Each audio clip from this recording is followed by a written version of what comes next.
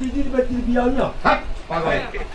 আরে পাগল তোমার ভাতিজির বেটি নয়। হ্যাঁ রে মোর ভাতিজি আরে পাগল তোমার ভাতিজি। হ্যাঁ রে ওটা তো কথা মোর ভাতিজির বেটির বিয়া ও না না না ঠিকই বলেছে, কারণ বুঝে কম তো, কারণ ওই যে ভাতিজিকে বেটি বলে ওই জন্য দুইটা একসঙ্গে বলতেছে। হ্যাঁ রে আর তোমার ভাস্তির বিয়ে আর তোমার মনে আনন্দ হচ্ছে।